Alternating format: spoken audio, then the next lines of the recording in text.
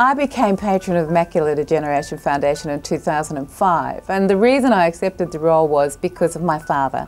He had it, and one of his sisters and one of his brothers. So out of a family of 7, 3 of them had it. And there are so many things you can do to prevent MD, and people don't seem to know this, and they certainly don't know that if it's in your family that you have a much higher risk of getting MD. And I feel it's important in my role as an ambassador to tell people this and to remind them to always get their macula checked. And it has such an impact on the person, of course, but it affects everybody around, you know, your family, your friends, your workplace, whatever you happen to be doing. It's a sort of a ripple effect, and nobody really escapes it. When I think back, and it's 15 years ago, and I was driving, and all of a sudden I seemed to be in darkness. Because I used to quilt and sew and do all those things and be with people, I thought, everyone's going to feel sorry for me, and I don't want that. I still know how to do things. Do you know what I mean? I sort of, you know, we've been making chicken soup, but I still know how to do things. I still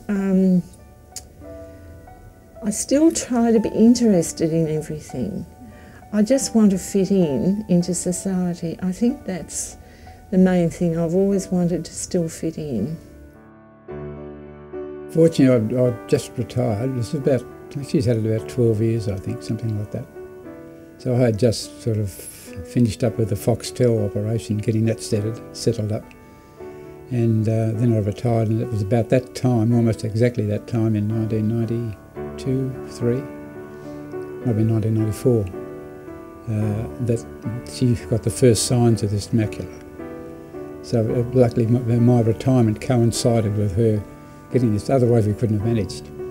You could not manage with a macular person and still be working. It's impossible. There's some things that she can do, the washing. Great, she won't let me touch the washing because I put the reds in with the whites and all that sort of stuff. That ironing's a problem, cooking's a problem, shopping's a problem, house cleaning, she can do some house cleaning. There's always a fight to who cleans the bathrooms. Because my mother-in-law has it, and my friend Jean, who I've met, she has it too, but hers is really bad. And I have watched her over the last 4 years go down slower and slower. She's had it for 15 years and was one of the first to have it, which, that's a long time ago. So there's something we're doing wrong. She always looks beautiful. Her hair is immaculate, her makeup, how the heck she does that is beyond me. Her clothing, that takes a lot of work. If you're going blind, how does she do that? I admire the way she can look after herself. She's determined to still be a lady. That's probably what hits me with regards to she's not going to let anything interfere with how she enjoys her life.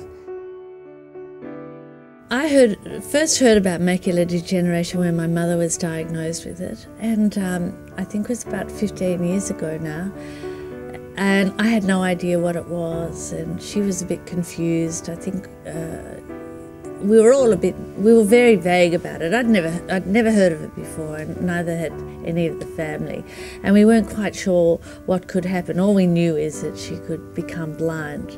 So it took a long time to really unravel the facts about macular degeneration and the effect it has on you, because it starts off quite gradually, and it seems to me that the lifestyle changes gradually, your behaviour changes gradually, and then it can suddenly really speed up. That's what it seems to have done with my mother. The great thing about Mum having limited vision is that when we go and see her, she always says how great we're looking. You look so young.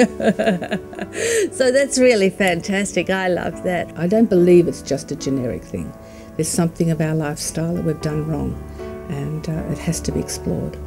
macular degeneration is that the more it's out there and the more people know about it, the more research and development there will be into it, and you know, hopefully we'll keep finding different ways to delay the onset of blindness, which is, you know, has terrible consequences. It's not it's not something to be ashamed of.